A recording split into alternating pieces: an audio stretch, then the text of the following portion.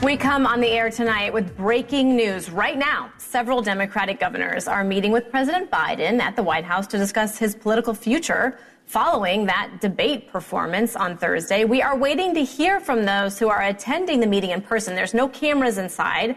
We're waiting for them. You can see the live look on your screen there. Thank you for joining us on a very busy day. I'm Elizabeth Pran. Despite widespread uncertainty and growing calls from Democrats, President Biden doubled down yet again. The fundraising emails are out, the swing state visits are booked, and the very classic taped interview is already arranged, so he is in. Earlier today, he met with members of his staff in an attempt to really put an end to the panic and the fear about his campaign.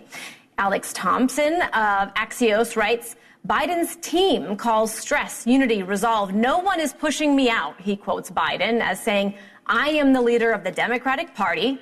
I've been knocked down before and counted out my whole life.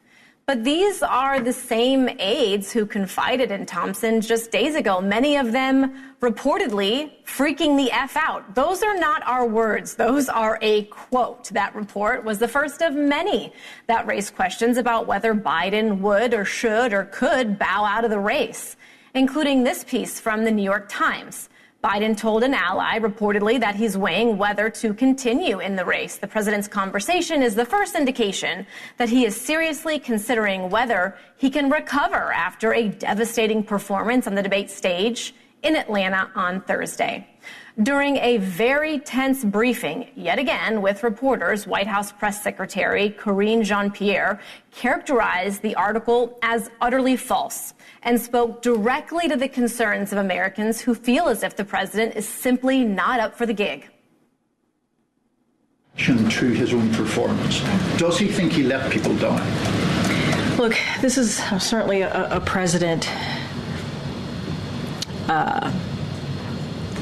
that I will say, and if you know Joe Biden, you know him as a senator and as vice president, he's very sensitive to how people feel.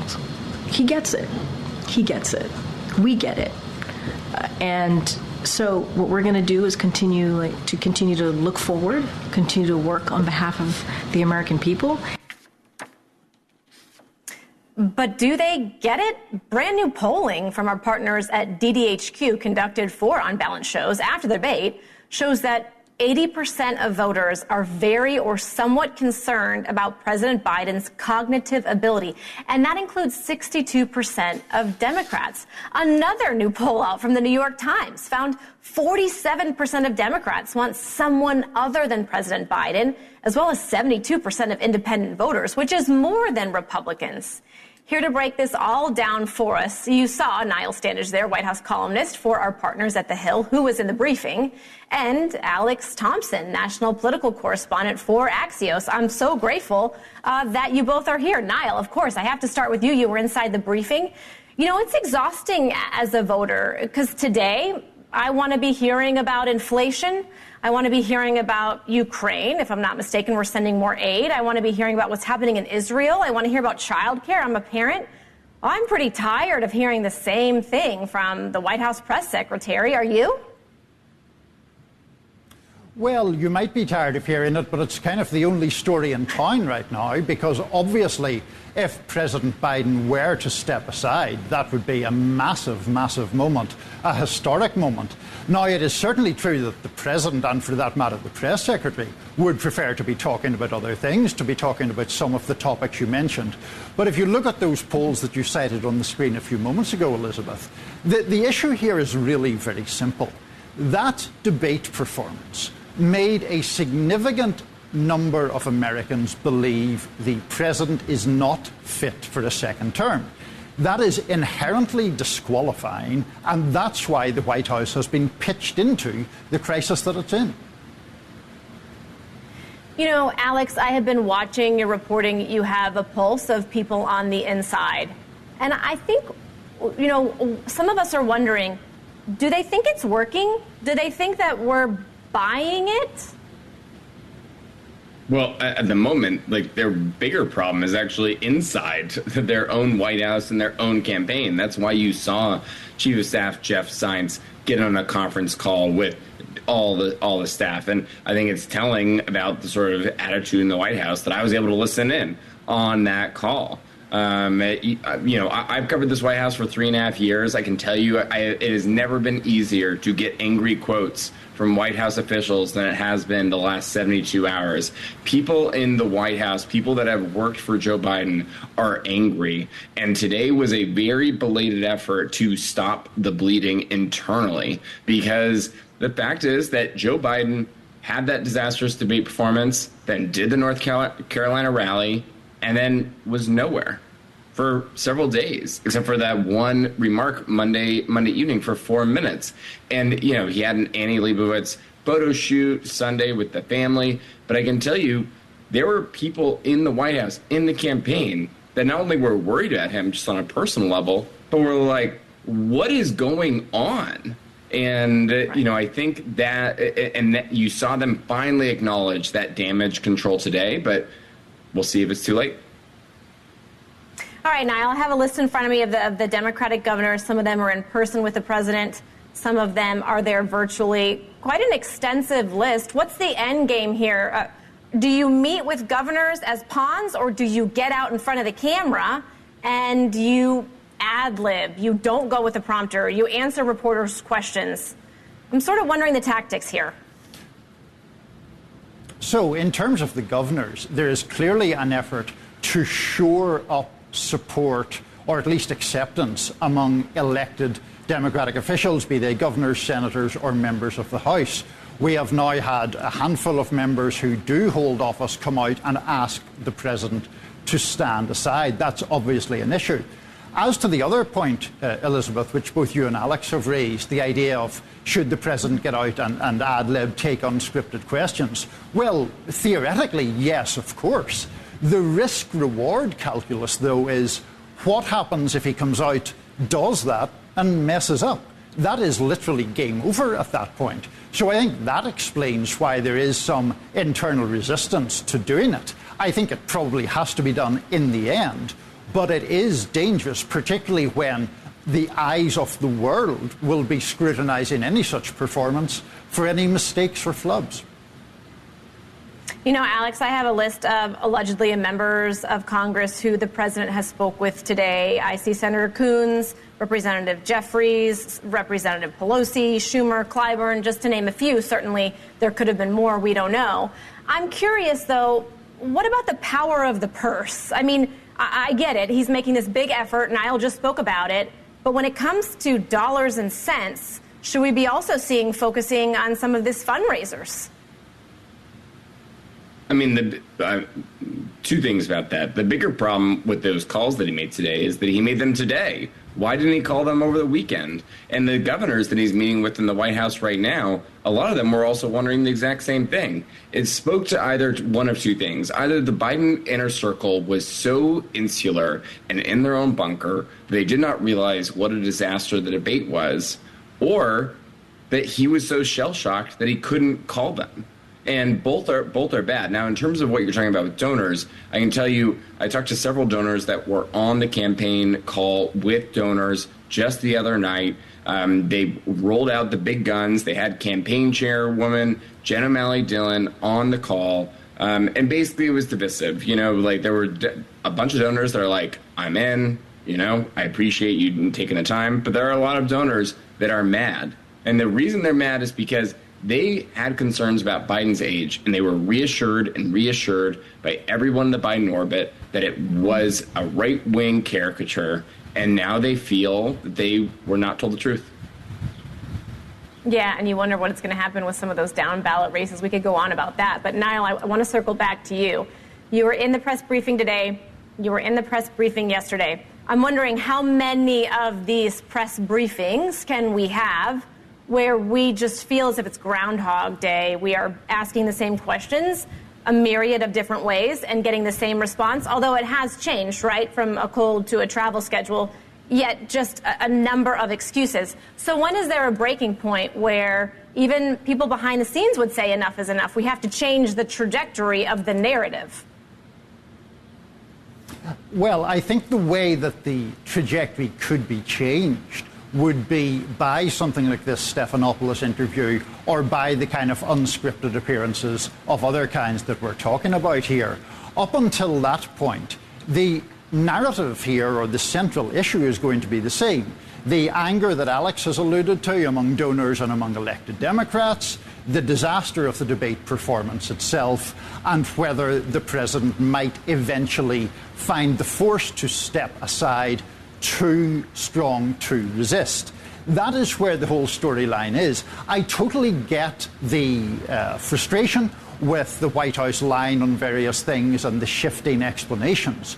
But I come back, Elizabeth, to the point that there is no effective message to explain away that debate performance. That debate performance was rambling. At times it was incoherent. Already before that, there were a large number of voters, not all of them Republicans, worried about the president's cognitive abilities. The thing, the debate performance, is the thing. There's no explaining it away, however good you are at communications. Well, Niall, Alex, I can't thank you enough for joining us. Appreciate it. And just so our viewers who are just checking in, it's about 11 past the hour, and we are taking a live look at the White House. The president meeting with a number of Democratic governors. He is doing it virtually. He is doing it in person. No cameras inside of that meeting, but of course we are anxiously awaiting some of these governors leaving. And of course, if they do speak to us, we're going to bring it to you live. Gentlemen, again, thank you so much. All right, when we come back, are we playing apprentice on the left or the right? More Democratic names are being thrown out in the seemingly increasing call to replace the president. We're going to tackle that angle of the story. And is America really divided as a nation? One filmmaker shines a light on an America much more united than we think this 4th of July, as people, just peddle clickbait. They want us to believe we're divided. Maybe we aren't. Stay with us. As we reported during an all-staff call earlier today, President Biden says he's still running to be the Democratic nominee, and that, quote, no one is pushing me out. However, the numbers that we are seeing is telling a different story. It appears he may not be getting pushed, but perhaps shoved out. Because look at this polling. Former President Trump now has a very large lead, the largest since 2015 in this New York Times poll. He stands a whopping 8 points ahead of Biden with registered voters. Even as he meets with Democratic governors right now, as we speak, calls for him to step aside have multiplied. I believe that there are stronger options out there for Democrats. We have a stable of folks that I think could do a better job, including Vice President Harris. I think we would be better off if we had a new candidate who could present a new vision for our country. And we can do that if we have an open and fair democratic process over the next few weeks. Arguably, those are some fighting words. Joining us now, Kurt Bardella, NewsNation contributor and Democratic strategist, and Mark Lauder, former special assistant to President Donald Trump. Kurt, I have to start with you. I want, for some of our viewers who weren't able to watch the briefing today, I want to play a quick soundbite from the White House press secretary and get your take. Here it is. He is staying in the race. I don't have anything else beyond that. He's staying in the race.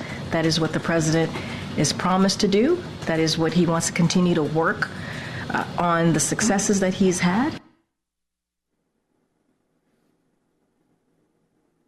Shortly after this, there was a fundraising email to his supporters. Kurt, talk strategy to me, all right? This is your wheelhouse. Where do we go from here?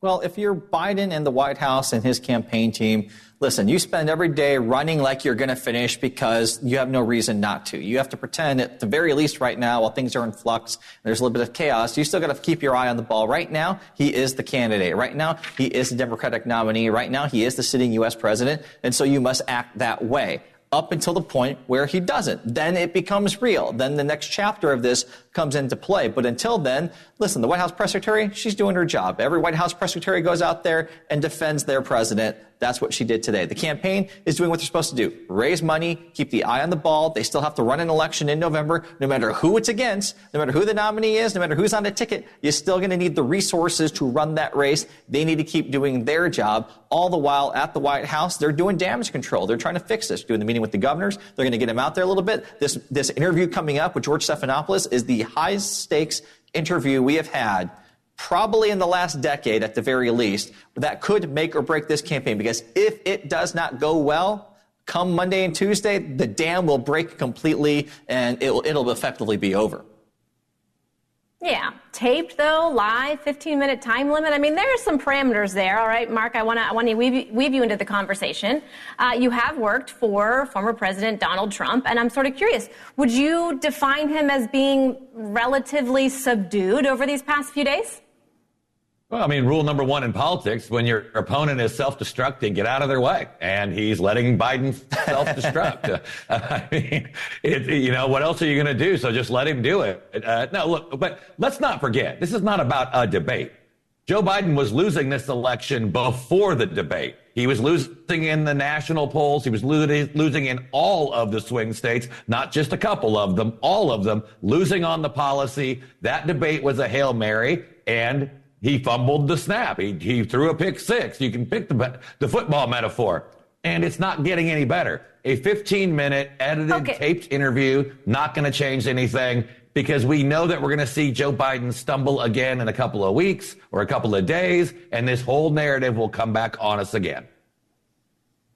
Okay, Kurt, I would imagine that your argument would be it's still early. However, we are seeing more support around the vice president. There's a new social media position for her. She's changing her travel schedule, maybe some more appearances this week. It's an American holiday, putting her with the president.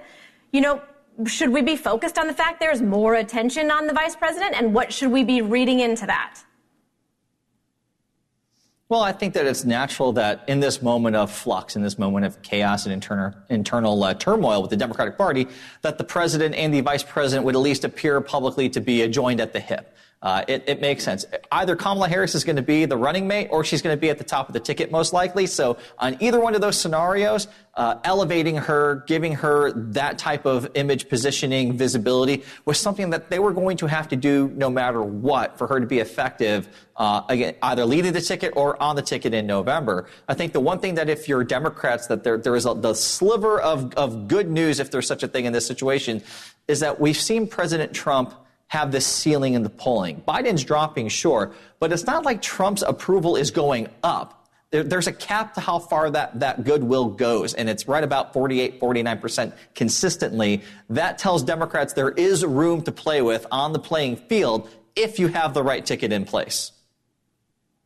You know, Mark, I heard Kurt say, if she is or possibly on the top of the ticket.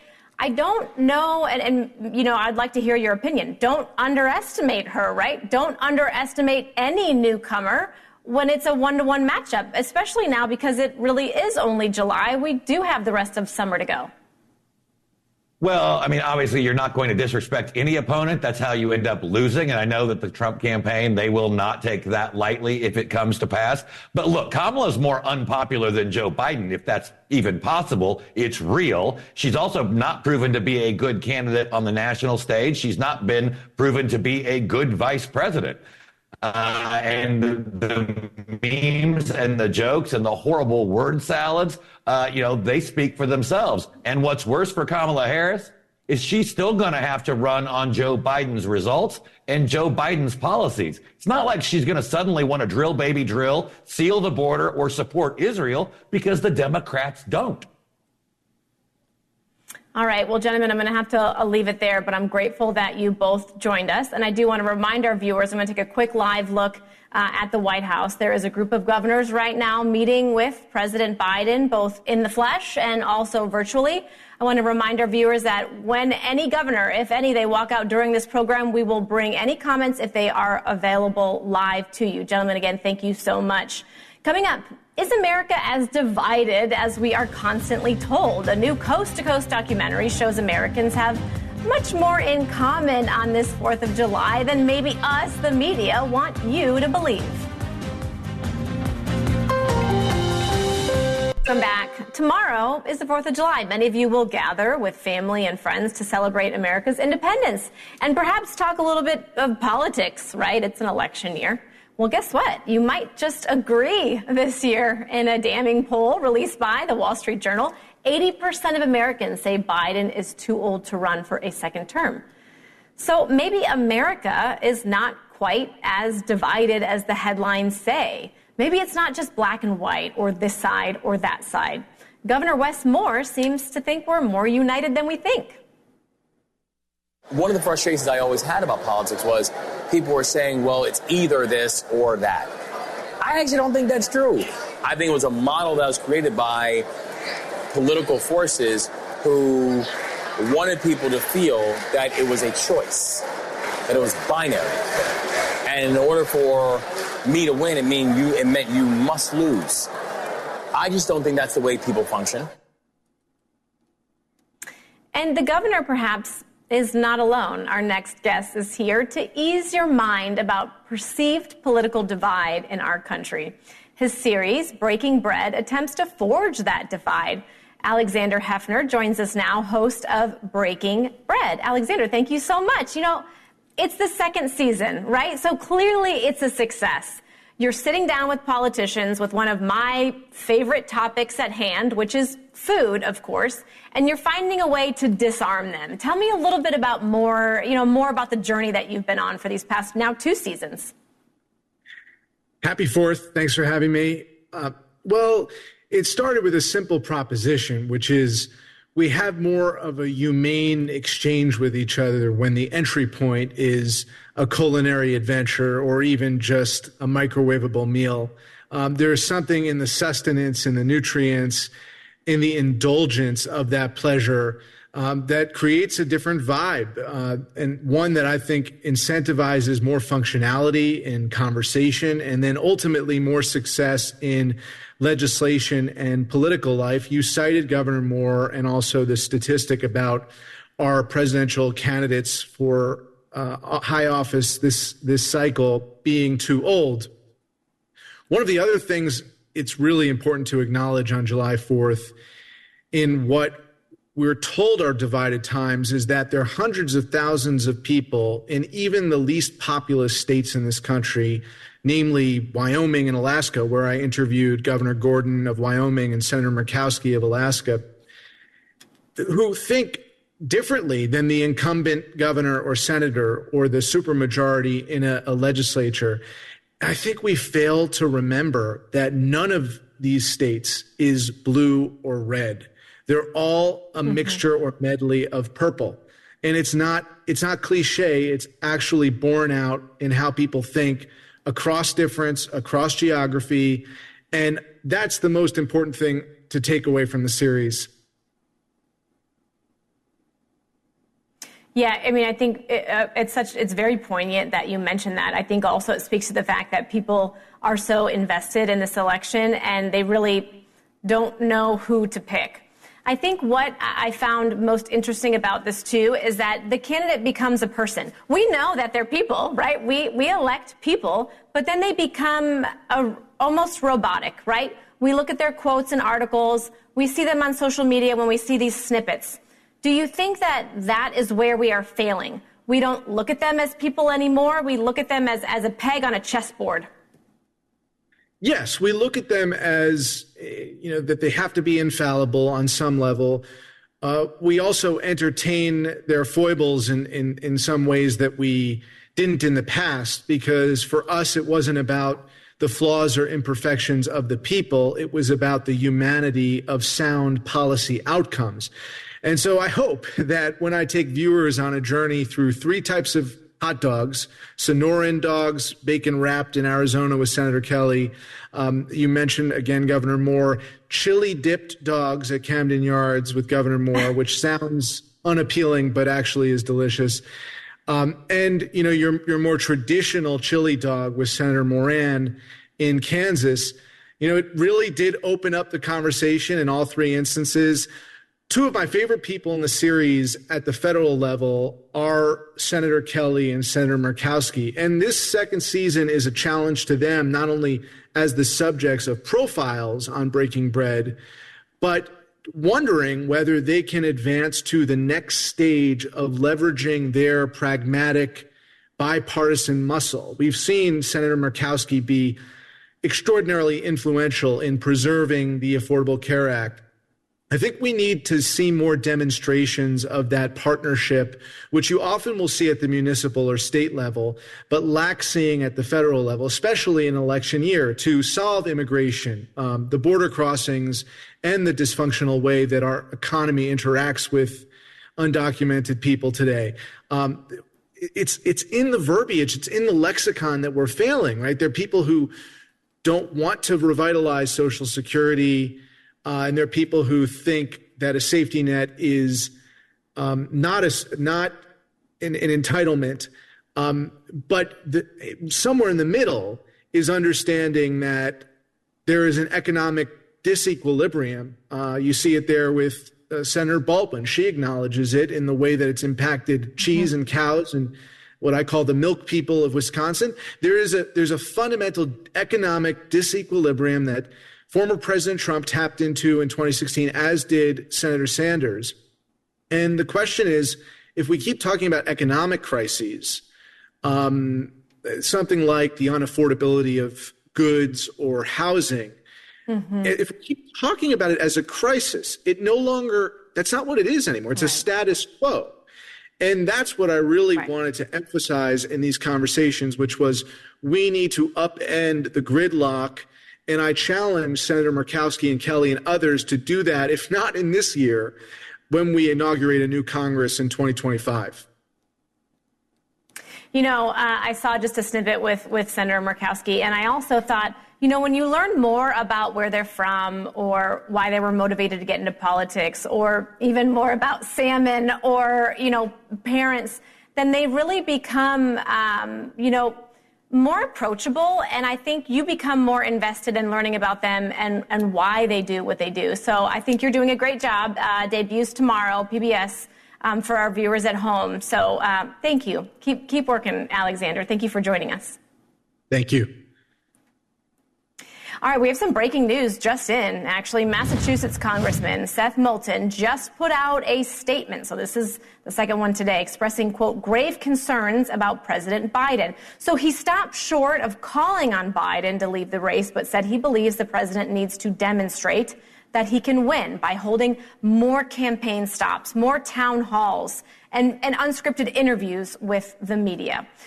Quickly, before we go, we want to take a live look at the White House. We are monitoring a meeting with Democratic governors. And of course, we await any of them exit. If they do approach the cameras, we will take you there live. Stay with us. With 24 Democratic governors, 10 in person, 14 virtually.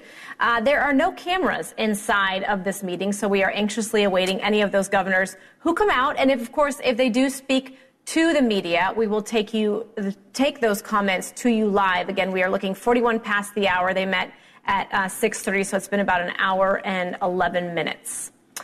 Moving on now, we don't have to tell you that it's summer, and so many dub it to be bikini season, and maybe you've noticed maybe a few more bikini bodies than ever before, because people are probably using weight loss drugs like Ozempic or Mounjaro.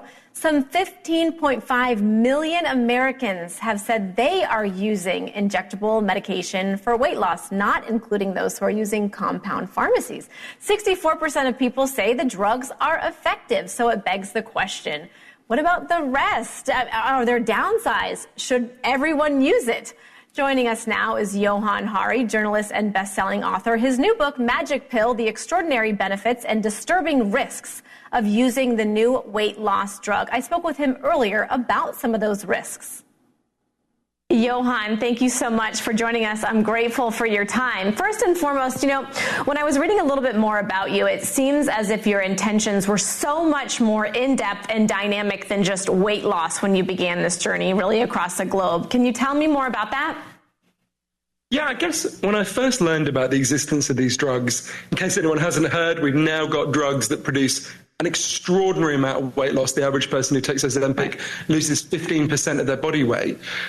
I immediately felt so conflicted because the first thing I thought was, well, wow, this could save my life, right? I was about to turn 44, which is the age my grandfather was when he died of a heart attack. Loads of the men in my family get fat and die of heart attacks. I knew that obesity makes you much more likely to get over 200 known diseases and complications. So I thought, wow, if we've got a drug that can really reverse obesity, this is going to be a huge deal. But I also thought, wait a minute.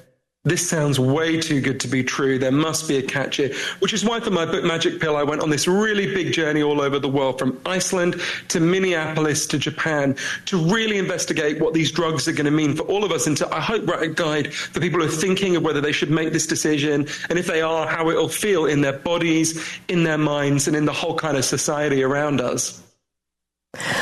So tell me more about your intentions, because anecdotally, when I look around me, I mean, and it could be the fact that maybe I'm a mother and maybe my socioeconomic class, but I would argue that a lot of people are taking some type of GLP-1, whether it be from compound pharmacies or whether it be Ozempic or Mounjaro. There are so many options out there, and I think we are underestimating how many people are on it. Is that you wanted to educate people about your journey? Is it that you wanted them to know the risks? What was it? I wanted to figure out for myself, should I take this? What will it feel like? And should I carry on taking it? And what I learned is, anyone who's thinking about this, there's kind of two sets of risks that we've got to compare. There's the risks of being obese, which I'm sad to say are really, really significant. And you've got to weigh them against the 12 big risks associated with these drugs, which I go through in the book.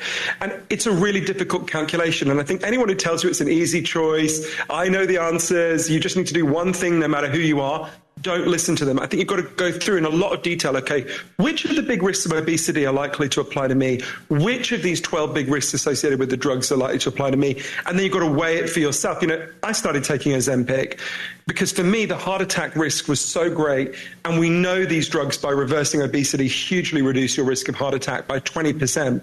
But it was complicated, and it's a strange feeling. I'll never forget the feeling the second day I took the drugs. You know, I've been obese almost all my adult life. I went to this diner just up the street that I used to go to every morning, and I used to order, I'm slightly embarrassed to say, an enormous chicken sandwich with loads of mayo in it. Normally I would swallow that, and I would still want some potato chips. And that morning I had 3-4 mouthfuls, and I just didn't want any more. It was the weirdest feeling. And that was how it felt from then on. Like these kind of shudders came down on my appetite. It's not that I like dieting where you're hungry and denying yourself. I was just really full really quickly. It's why I lost 42 pounds in a year. It's why the heart attack risk massively went down for me. But I did also experience some of the 12 negative effects. And there are many more that a lot of people are experiencing that I didn't get.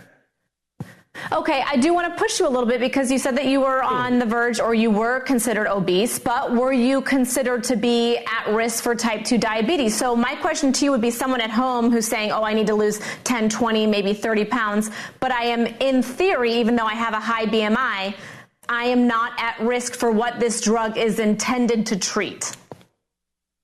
The truth is, I'm slightly embarrassed to say this, Elizabeth. The thing that most shocked me in the research for my book was something I thought I'd known since I was a little boy. It's how extremely bad for you obesity is, and how those harms kick in just at being overweight. If your BMI is 25 or higher, these risks start to kick in. That seems very low to me. Mostly when we picture obesity, we picture Lizzo or something. The risks kick in way below that. So you don't have to be pre-diabetic. You don't have to be hugely overweight for these risks to start kicking in. Well, I think it's fascinating. Magic Pill, you went on a journey. You have a history of very vulnerable narrations, and I would say this is no exception. And I think it's fascinating, Johan. Thank you so much for joining us and, falling on the sword, going across the planet to get all this information for us. Thank you. All right, when we come back, we are continuing to monitoring the meeting between 24 Democratic governors and the president. They are meeting inside of the Roosevelt Room. They have been together there for much longer than an hour. Of course, if any of those governors come out of the White House and approach the cameras, we will bring it to you live. We have much more after the break. Stay with us. For office. All right, welcome back. We are looking live at governors who just stepped out of the White House. I want you to take a listen live, and then we'll catch you up as soon as we are done listening. It was a bad hit, if you will, on that, but it doesn't impact what I believe he's delivering. What would you say to people in your own party who say the game is up, enough's enough? No, I would say this. In November, we've got a clear choice. The president was very clear that he is in this to win this. And the president is our nominee. The president is our party leader.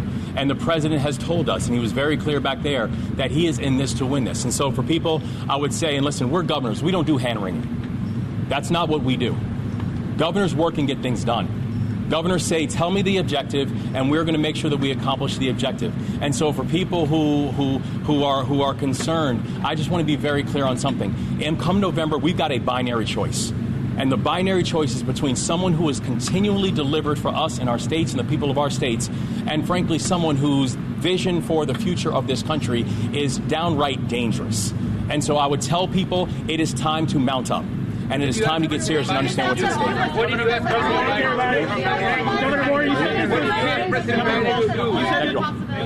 ask President Biden to do to regain the confidence of voters? How did the president explain his debate performance to you on Thursday night? And does he understand the stakes? Did he speak about Yeah, he did. He said, look, he didn't listen to himself. And I thought he gave a great example when he said, look, I'm worrying about numbers on this. It's about people. It's about their lives. This is Joe from Scranton. He talks about building the middle class. He did it. He delivered. And I think this idea that you get in your own head, you get a little bit cycled up on that. What we saw in there today was a guy who was the guy that all of us believed in the first time, who could beat Donald Trump and did beat Donald Trump. With that, we thank you. So thanks all. All right, you are looking at history, folks. This is unbelievable. These are governors that just stepped out of a meeting with President Biden and Vice President Harris. There were three governors who came to screen. We saw Governor Tim Walz, we saw Governor Wes Moore, and we saw Governor Hochul of New York. Initially, Governor Walz said that, we are on the front lines and we wanted to hear essentially from the president himself. We heard Governor Moore say, that he's worried that the threats to the nation are real, that they wanted to have an honest conversation. Governor Hochul also said that she wanted to hear from the president in his own words, and that all of them came out and said, we have his back, he has our backs. Why is this important?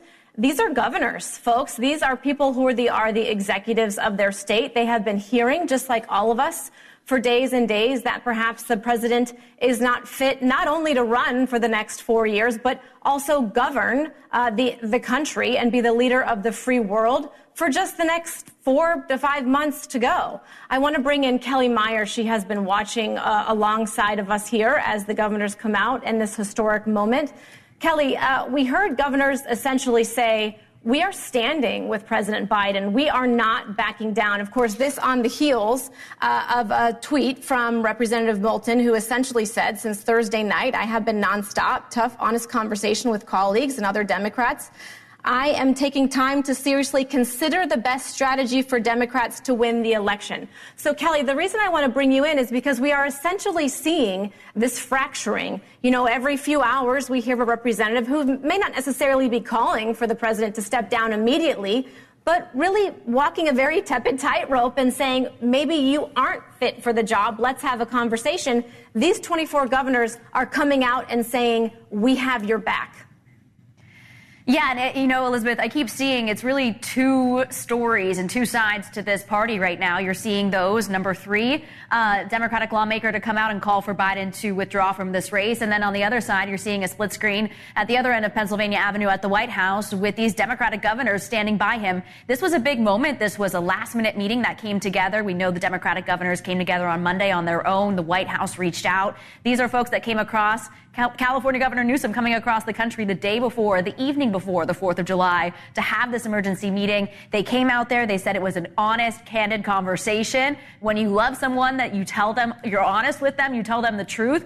But they then went on to say that they are standing by him. Kathy Hochul from New York saying that they pledged to support Biden as the nominee. And it's just really interesting to see this happening because we are still seeing and continuing to see the floodgates, just little bit, drip by drip, more Democrats coming out and calling for Biden. So we're going to be watching this. Even though it's a holiday tomorrow, there's going to be a lot happening over the next 24 to 48 hours, Elizabeth. Yeah, and I think so. There was 10 who appeared in person, if I'm not mistaken. You can correct me, and there were 14 virtual, unless I'm flipping that. As you mentioned, people flying in across the country to have this meeting.